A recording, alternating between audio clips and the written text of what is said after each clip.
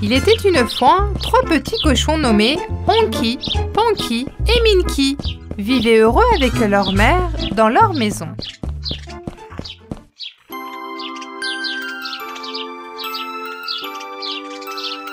Un jour, ils sont tombés dans une offre d'emploi dans le parc.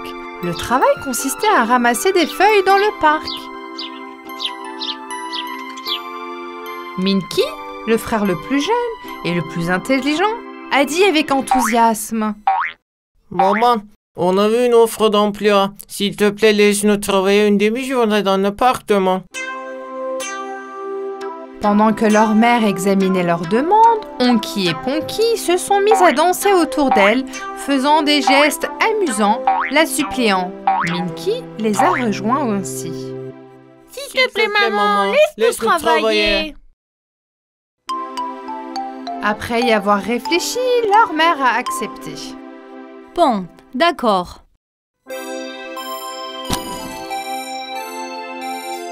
Les 3 frères étaient très excités. Ils ont choisi leurs vêtements pour le lendemain, ont pris un bain et se sont couchés tôt.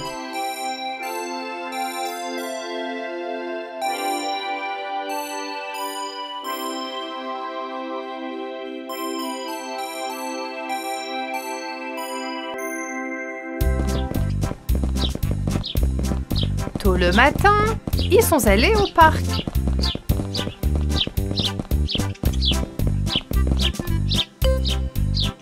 Le gardien leur a fait savoir que le service se terminerait dans la soirée.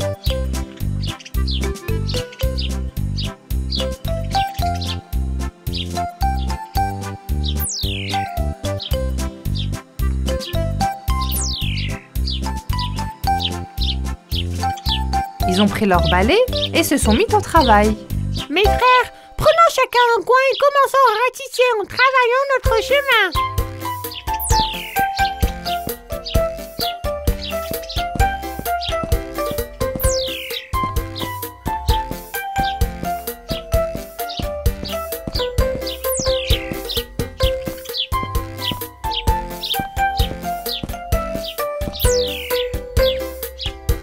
Pendant ce temps, une paire de yeux observait le cochon de derrière les buissons. Ce n'était autre que le méchant loup. Le loup a observé un plan pour empêcher les porcelets de terminer leur travail. Je vais vous apprendre, petit cochon. Vous ne serez jamais capable de ratisser ces feuilles parce que je vous en enverrai d'autres après les avoir soufflées de l'arbre. Je vais souffler toutes les feuilles.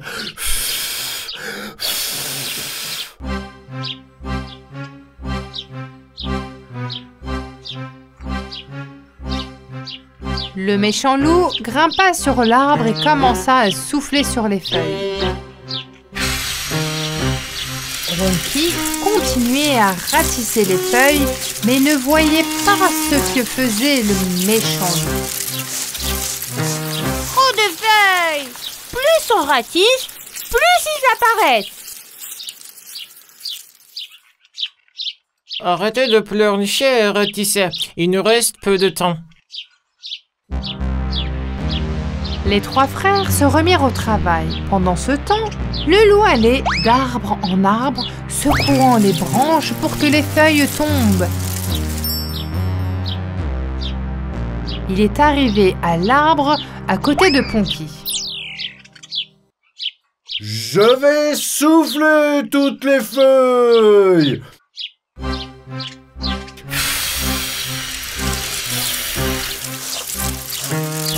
Panky ne comprenait pas pourquoi les tas de feuilles ne diminuaient pas. Ensuite, le méchant loup a sauté sur l'arbre à côté de Minky. Je vais souffler et faire tomber toutes les feuilles sur ta tête.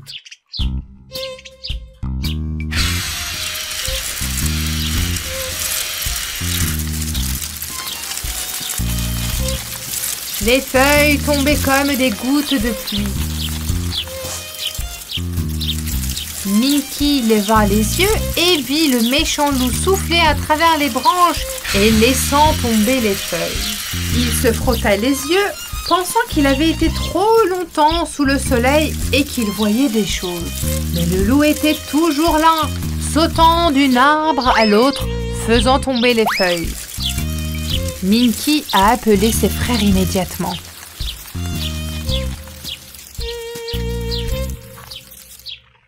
Regardez les arbres. Les porcelets étaient surpris. Ils ont donc tout de suite élaboré un plan. Nous n'avons pas peur du méchant loup.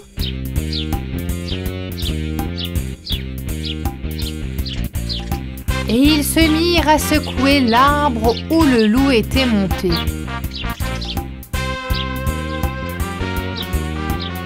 Le loup réussit à sauter jusqu'à l'arbre suivant. Sur le pommier.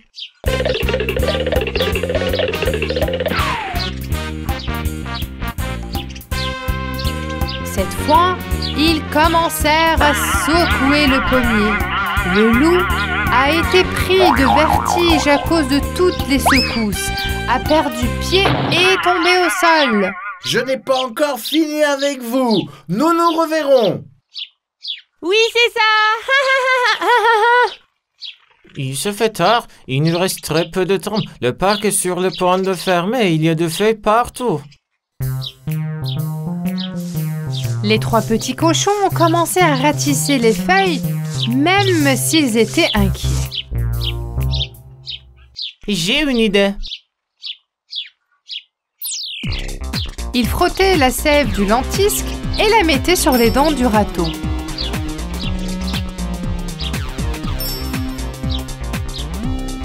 Ainsi, les feuilles restaient collées et ils pouvaient ramasser plus de feuilles en peu de temps.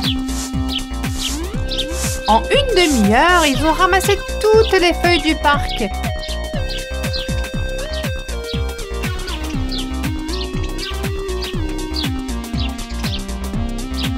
Ils ont pris une grande respiration quand ils sont terminés. Sur le chemin du retour, les trois petits cochons décident d'acheter un cadeau à leur mère et de leur faire une surprise. Ils voulaient acheter un collier, mais même après avoir réuni leur argent, cela ne suffisait pas. Si nous ne pouvons pas nous offrir un collier, achetons un beau gâteau à la boulangerie.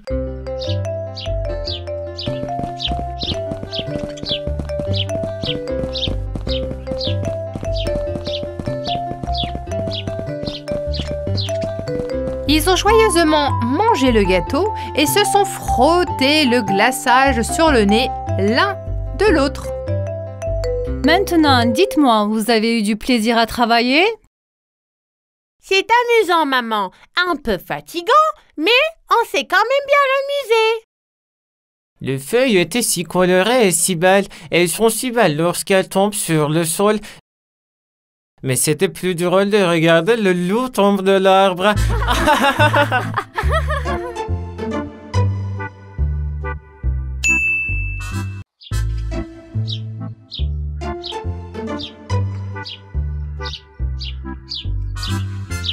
Les trois petits cochons, Honky Ponky et Minky, vivaient dans la forêt avec leur mère.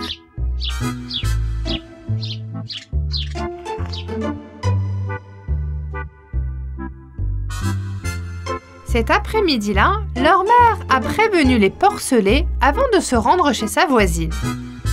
Mes chéris, ne quittez pas la maison à mon absence et n'ouvrez la porte à personne. Les porcelets ont aimé passer du temps à la maison. Honky écoutait de la musique, Ponky lisait des bandes dessinées et Minky essayait des nouvelles recettes dans la cuisine. Soudain, Minky laissa tomber le bol alors qu'il se tenait figé devant le calendrier dans la cuisine.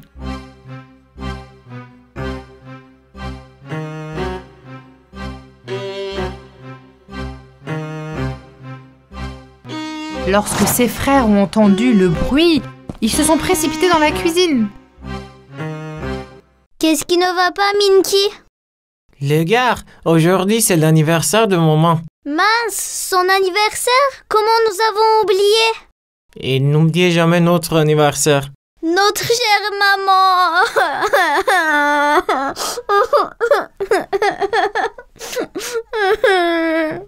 Ne pleure pas. Nous allons organiser une fête surprise pour elle.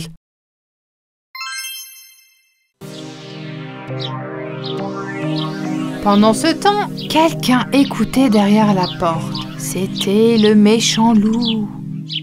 Alors, vous allez organiser une fête surprise. J'ai une surprise pour vous aussi.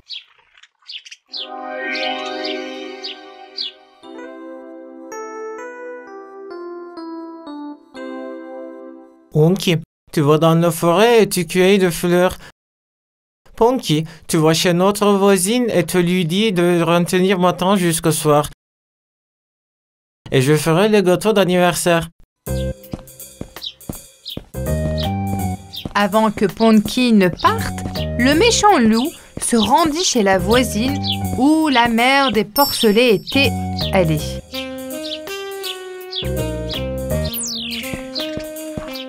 Quand Ponky a vu le loup à la porte, il l'a immédiatement appelé. Lou, dégage de la porte. Je dois parler à la voisine. Je ne peux pas, Ponky. J'ai commencé à travailler ici. On m'a dit de ne jamais quitter la porte. Tu peux me le dire, je lui ferai savoir. Ponky a hésité, mais à la fin, il a cru au méchant loup. Je dois dire à notre voisine de faire patienter ma mère. Nous avons une surprise pour elle et nous ne voulons pas qu'elle rentre tout de suite à la maison. Ok, Ponky. Je lui transmettrai le message. Tu peux rentrer chez toi maintenant. Ponky a fait confiance au loup.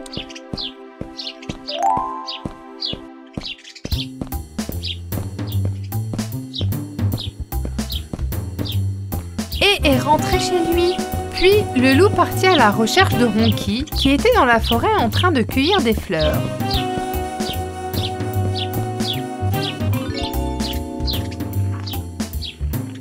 Ronky mit les fleurs colorées qu'il avait cueillies dans un panier.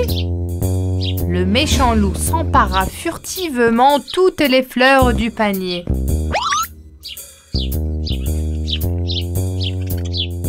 Je vais arracher toutes les pétales de tes fleurs. Il a ensuite remis les fleurs cueillies dans le panier. Ronky revient avec d'autres fleurs et fut surpris de voir que les fleurs qu'il avait cueillies n'avaient pas de pétales. Il prit son panier et rentra chez lui.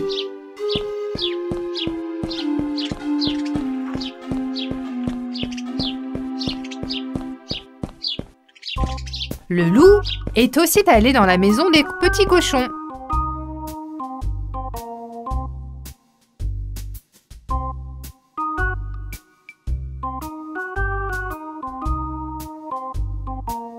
Minky a écouté Ponky pendant qu'il faisait le glaçage du gâteau. Il l'a mis sur le rebord de la fenêtre pour qu'il refroidisse.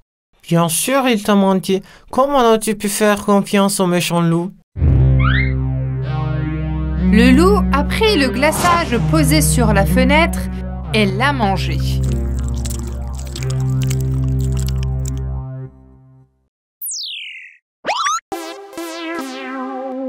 Après que Honky soit rentré à la maison, les trois frères ont réalisé que le loup n'avait rien fait de bon. Ils ont donc élaboré un plan.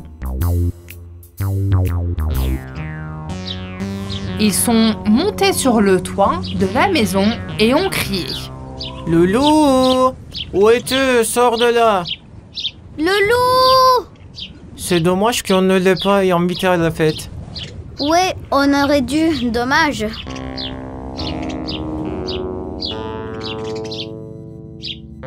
Le loup, caché dans les buissons, fut surpris d'entendre cela. Oh, vous allez me faire pleurer. Cher porcelet, vous êtes si gentil. On ne peut pas faire d'anniversaire sans toi.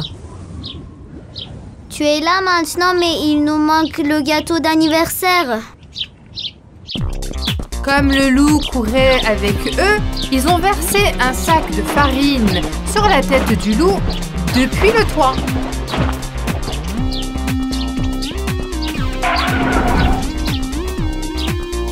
Vous avez également besoin d'œufs pour le gâteau. Ici. Viens ensuite le glaçage. Qui serait un gâteau sans glaçage? Je vais ajouter une dernière chose, ça va le faire. Un bon gâteau de loup à la fraise. Hurrah! Le gâteau est prêt. Mangeons. Vous allez payer pour ça.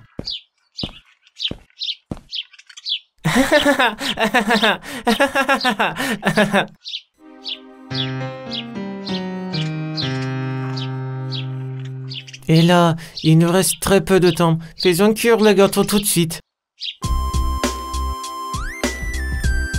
Les trois frères entrèrent dans la chambre. Onky a pétri la pâte, Ponky a lavé les fruits et Minky a fouetté le glaçage.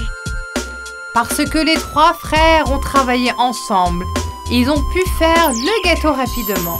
Comme il ne leur restait que quelques fleurs, ils ont décidé de découvrir la tête de leur mère de pétales.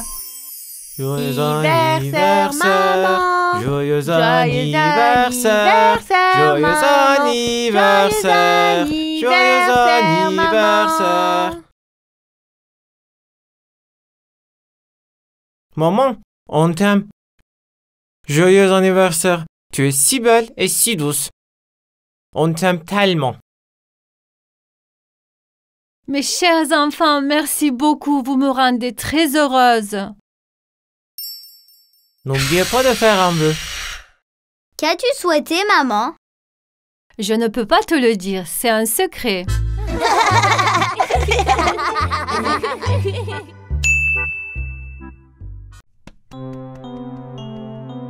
Il était une fois, il y avait un meunier nommé Kepoto.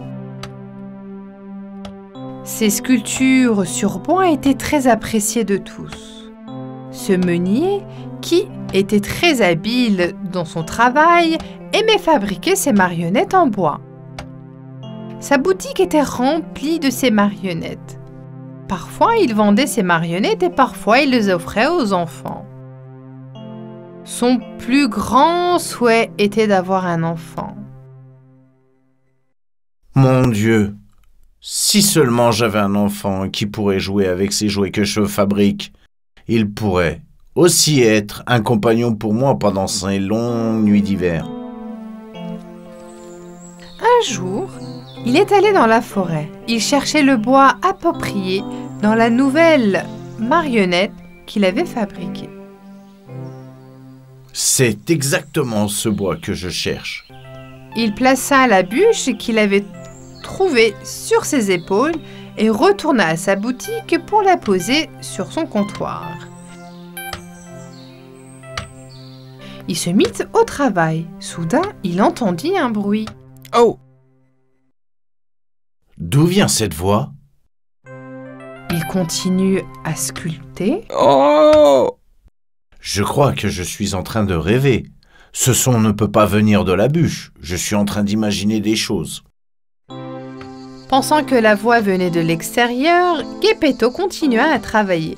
Avec beaucoup de patience et de méticulosité, il termina la tête, le corps, ses bras et les jambes de la marionnette. Il admirait son travail. Quelle belle marionnette c'était!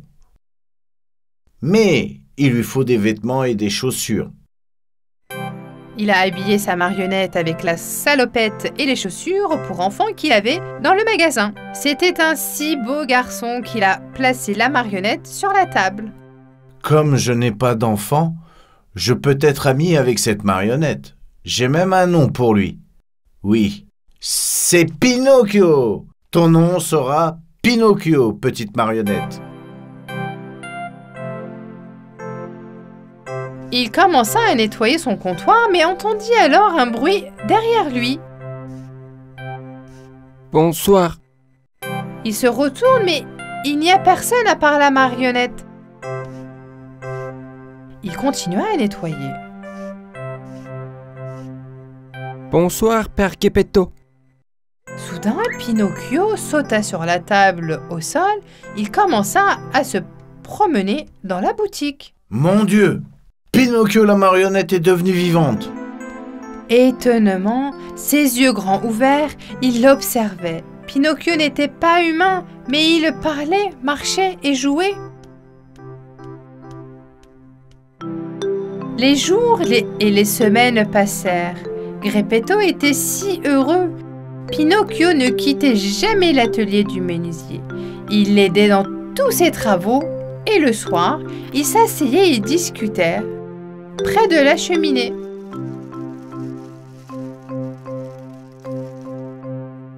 Pinocchio, peux-tu passer la scie? Bien sûr, Père. Pinocchio, où sont les clous?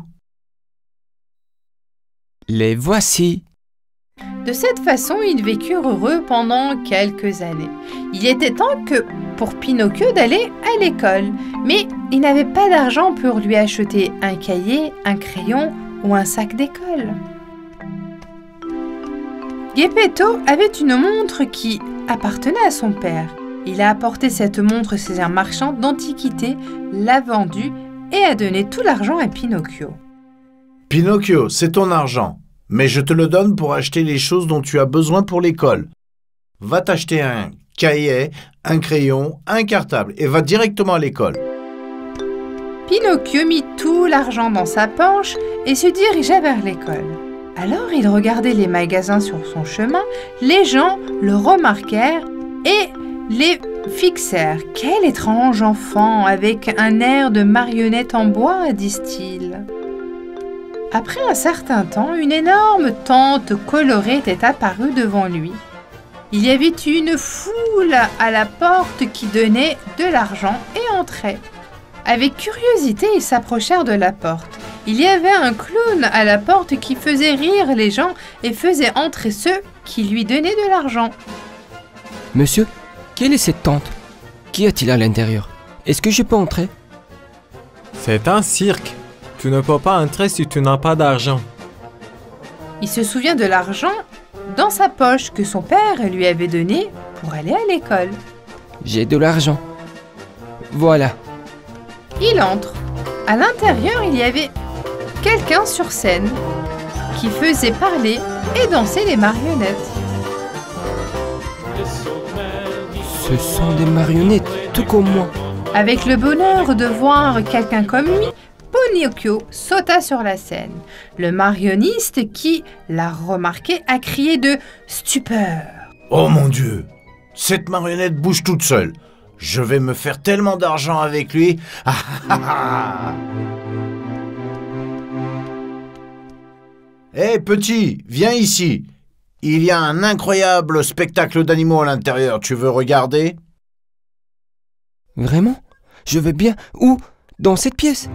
Pinocchio, qui croyait le marionniste, entra dans la pièce. Mais dès que Pinocchio entra,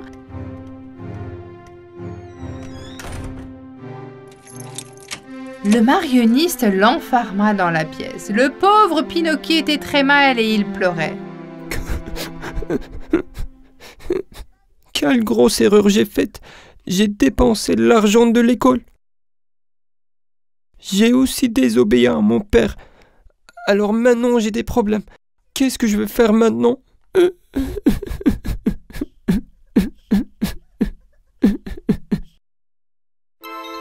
Une bonne fée, qui a vu Pinocchio pleurer de regret, est entrée par la fenêtre ouverte et s'est posée sur la table de la pièce où se trouvait Pinocchio. Avec sa baguette magique, ses ailes étincelantes et ses yeux blonds, c'était une belle fée. Salut Pinocchio, ne t'inquiète pas, je vais te sauver. Mais d'abord, tu dois me raconter tout ce qui s'est passé. Mais n'oublie pas, tu dois me dire la vérité. Mon père m'a donné de l'argent pour venir au cirque. Mais sorti de nulle part, un homme m'a enfermé ici.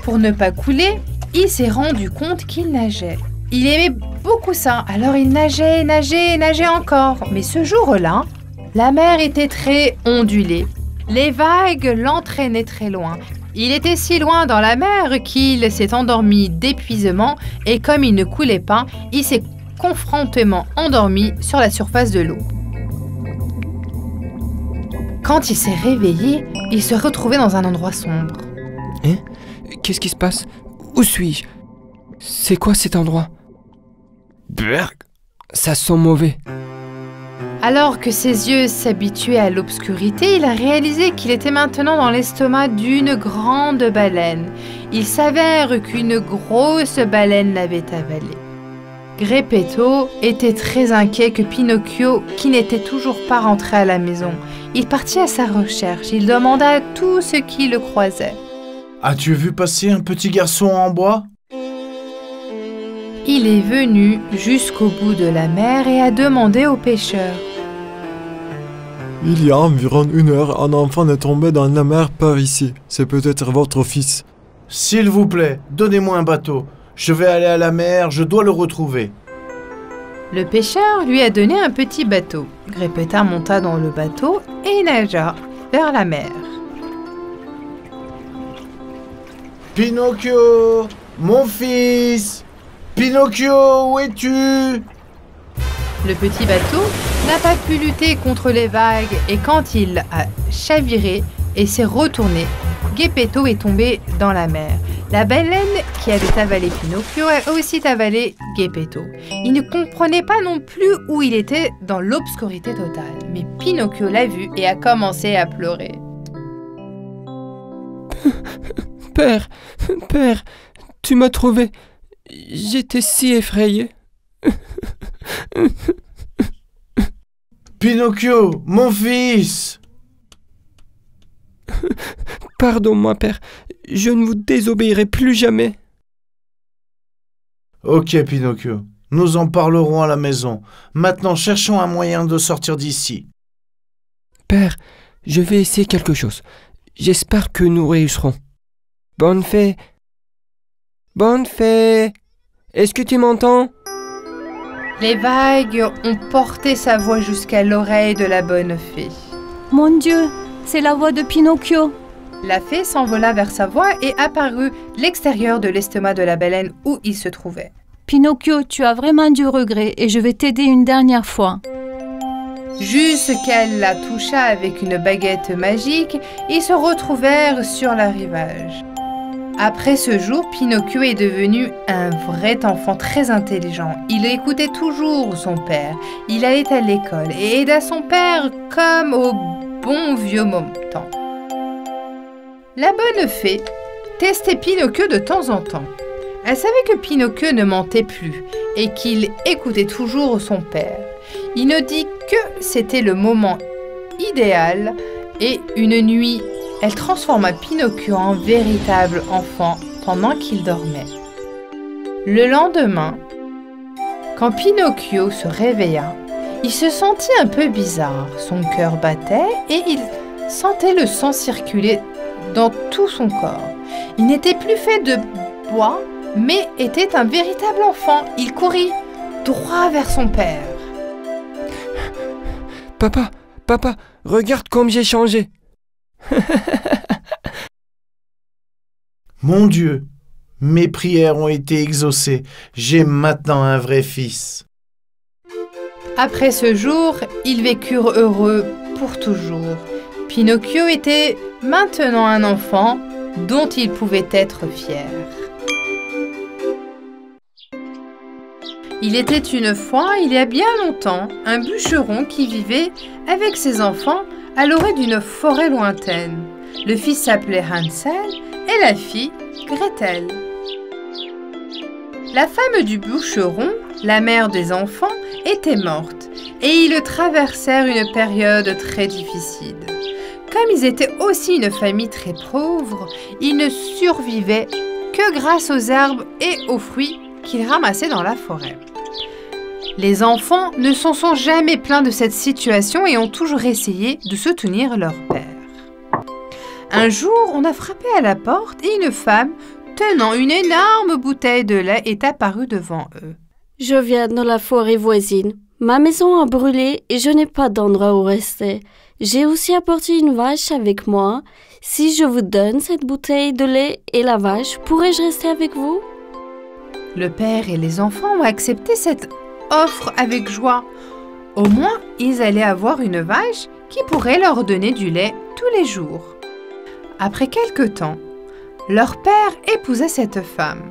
Pourtant, leur vie pauvre continuait. Un soir, alors que les enfants allaient se coucher, le mari et la femme commencèrent à se discuter. Mais Hansel les écoutait en secret. Regarde-nous. Comment pouvons-nous nourrir les enfants comme ça? Je suis impuissant. Je ne sais pas quoi faire d'autre. En fait, j'ai une idée qui pourrait nous être bénéfice à tous, mais je ne sais pas si tu l'accepterais. Demain, emmenons les enfants dans la forêt et disons-leur que nous allons ramasser du bois, que nous allumerons un feu, que nous donnerons à chacun d'eux un pain et que nous laisserons là. Ne sois pas ridicule. J'aime mes enfants. Comment pourrais-je les abandonner? Ne t'inquiète pas, ils sont beaucoup plus âgés maintenant. Ils peuvent prendre soin d'eux-mêmes. Quand notre situation s'améliorera, nous les chercherons. Sinon, nous mourrons tous les 4 de faim. Hansel était un enfant très intelligent. Alors, quand il a entendu les plans de sa belle-mère, il a secrètement quitté la maison pour ramasser les cailloux. Sa mère, qui était décédée, lui avait appris cela. Il lui avait dit que les cailloux qui brillaient la nuit te mettront le chemin. Le matin, leur belle-mère a réveillé les enfants. Hansel, Gretel, réveillez-vous. Nous allons dans la forêt. Nous devons ramasser du bois pour le feu. La première chose que dit Hansel en se réveillant fut de mettre les cailloux dans sa poche. Pendant qu'il marchait vers la forêt, il laissait secrètement tomber les cailloux sur le sol. Ils s'enfoncèrent dans les profondeurs de la forêt. Quand ils s'arrêtèrent pour se reposer, leur belle-mère et leur père allumèrent un feu, mirent du pain à côté d'eux et commencèrent à s'éloigner. Les enfants, reposez-vous un peu du feu. Votre père et moi allons chercher du bois et nous reviendrons. Leur père était très triste, mais impuissant. Il suivit sa femme vers le chemin de la maison. Il continua la tête et regarda ses enfants pour la dernière fois. Je vais récupérer mes enfants à la première occasion. Près du feu, quand ils se réveillèrent, ils étaient très tard et la lune brillait de 1000 feux.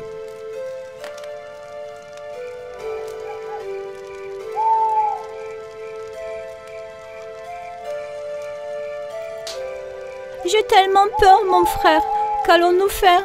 Je ne pense pas que quelqu'un vienne nous chercher. N'aie pas peur, Gretel. Les cailloux que j'ai laissés dans le clair de lune sont très brillants. Nous pouvons les suivre et rentrer à la maison. Les enfants marchèrent toute la nuit et finalement ils arrivèrent à la maison de leur père. Les cailloux leur avaient monté le chemin.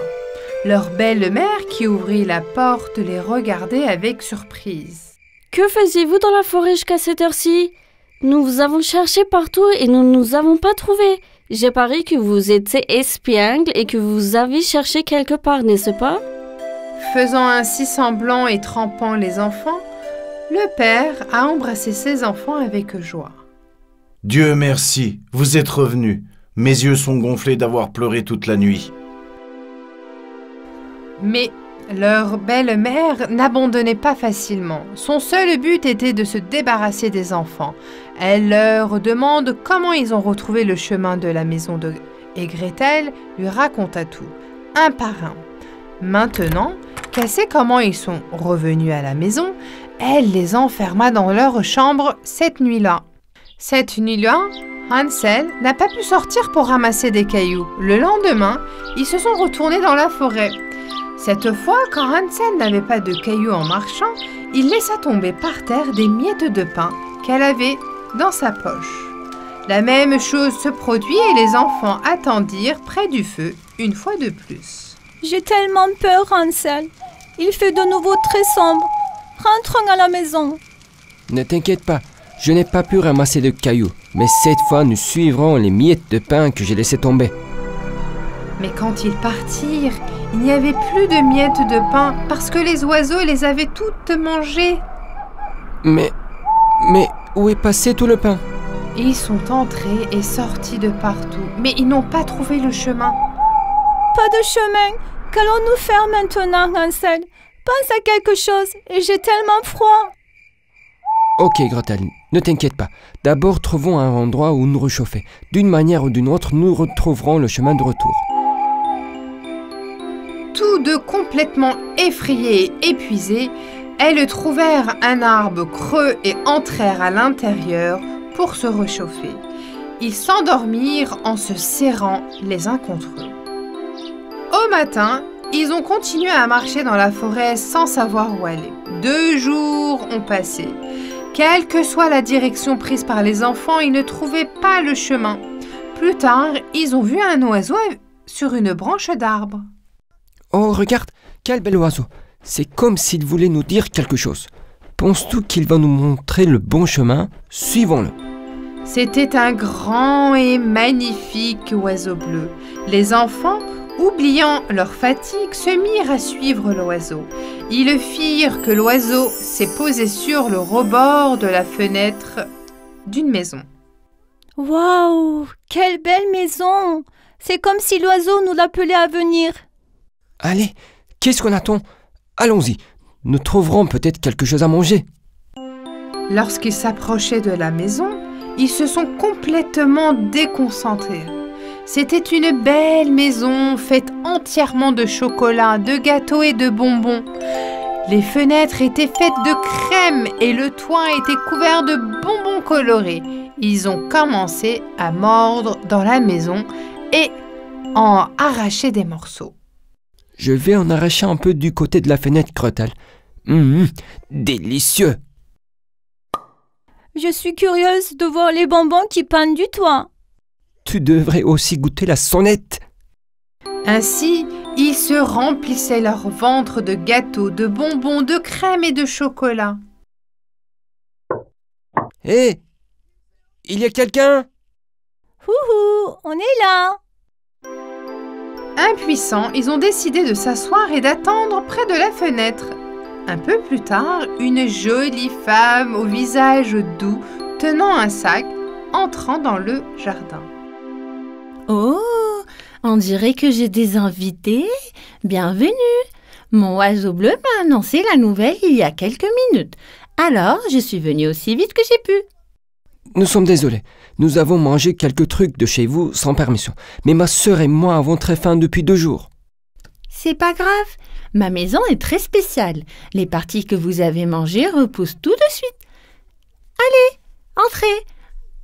Vous devez avoir froid. Aussi, si vous n'avez pas de maison, vous pouvez rester avec moi.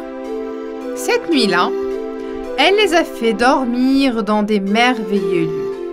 Et le lendemain, elle a préparé un délicieux petit déjeuner. En faisant, cette belle femme était une sorcière maléfique avec des plans diaboliques. Quand elle est allée réveiller les enfants, Hansel et Gretel, qui avaient vu une sorcière effrayante devant eux, hurlaient et voulaient s'échapper de la chambre. Mais la sorcière a capturé Hansel, l'a jeté dans une cage et a verrouillé la porte. Elle a ensuite jeté Gretel dans la cuisine. Espèce d'enfant stupide, vous vous êtes fait avoir par ma maison et bonbons. Allez-y, cuisinez les plats que vous et vos frères aimez. Devenez gros pour que je puisse remplir davantage mon ventre quand je vous mangerai. Allez-y et commencez! Comme les 2 enfants sont incroyablement intelligents pour ne pas pouvoir grossir, ils ne mangeaient que ce qu'il faut pour survivre. Gretel a jeté la nourriture de son assiette quand la sorcière ne regardait pas, et Hansel a caché la nourriture dans la poche de sa veste et de son pantalon. Gretel, viens ici. Voyons si tu as encore grossi. La sorcière prit d'abord Gretel dans ses bras pour vérifier son poids. Tu es une fille si maigre. Tu crois qu'en restant comme ça, tu vas réussir à te libérer de moi? La sorcière a tiré Hansel de sa veste. Alors qu'elle le contrôlait de l'extérieur des barreaux, la nourriture contenue dans sa veste et son pantalon est tombée. La sorcière a immédiatement compris ce qui se passait. Tu pensais pouvoir me piéger, hein? J'ai changé d'avis. Je ne vais pas attendre que tu deviennes gros. Je vais vous faire cuire tous les deux dans le four aujourd'hui. Que ce soit votre punition. Elle était tellement furieuse qu'elle n'arrêtait pas de se cogner contre des objets pendant qu'elle faisait le tour de la maison en s'étranglant. Parce que la sorcière était en effet aveugle. C'est alors que Gretel a réalisé que la sorcière ne pouvait pas voir. Elle était près du fourreau, pleurant et réfléchissant à la façon dont il pourrait s'échapper. Gretel, viens vite ici. Regarde le grand four dans la cuisine. Dis-moi, il y a assez de bois à l'intérieur? Le feu était bruyant, mais Gretel a trompé la sorcière. Le feu est sur le point de s'éteindre, madame. Alors, mettez plus de bois. Vite! La porte du four est coincée. Je ne peux pas l'ouvrir. Quelle fille inutile tu fais. Maigre et inutile. Tiens, c'est aussi simple que ça. La sorcière a alors ouvert la porte du four. La chaleur du bois brûlait a frappé son visage. Qu'est-ce qui se passe? Vous avez dit qu'il n'y a pas de feu. La sorcière tendit la main vers le four pour comprendre ce qui s'est passé. Profitant de l'occasion, Gretel pousse la sorcière dans le four de toutes ses forces. Ah! Lorsque la vieille sorcière est tombée dans le four, elle a fermé et verrouillé la porte. Les cris de la sorcière peuvent être entendus de partout. Ah! Au secours! Au secours! Gretel a ouvert la cage d'Hansel et l'a laissé sortir. Les deux frères et sœurs se sont serrés très fort l'un contre eux. Ils étaient très heureux. Ma chère sœur, bien joué. Nous sommes maintenant sauvés grâce à toi. Gretel, viens, voyons si nous pouvons trouver quelque chose à utiliser à la maison avant de partir d'ici. Ils se promenèrent ensemble dans la maison. Il y avait la porte d'une pièce que la sorcière ne permettait jamais d'ouvrir. Quand ils l'ont ouverte, ils ont vu un coffre rempli de bijoux. Remplissons nos poches tout de suite. Nous aurons des bijoux au lieu de la nourriture cette fois-ci. Ils s'éloignèrent rapidement de la maison et entrèrent dans la forêt. C'était comme si tous les chemins leur étaient familiers. Finalement, ils aperçurent leur maison de loin. Père! Nous sommes arrivés! Le père qui ouvrit la porte serra joyeusement ses enfants dans ses bras. Il était si heureux. Les enfants, j'ai des nouvelles pour vous. Votre belle-mère est tombée malade et est décédée. J'ai fait une énorme erreur en l'écoutant, pardonnez-moi. Vous m'avez tellement manqué, je regrette tout. Tu nous as aussi manqué, papa. Notre maison, nos lits nous ont aussi manqué. Maintenant, nous pouvons tout oublier et être ensemble. Ils sortirent les bijoux de leur poche et les donnèrent à leur père. Leur père les regarda avec surprise. Qu'est-ce que c'est? Nous ne sommes plus pauvres, nous sommes riches. Père, nous avons tant de choses à te dire. Tu n'as aucune idée de ce que nous avons traversé. Cette nuit-là, ils se sont assis près du feu et ont bavardé jusqu'au matin. Les mauvais jours étaient derrière eux. Ainsi, ils vécurent tous une vie heureuse et paisible.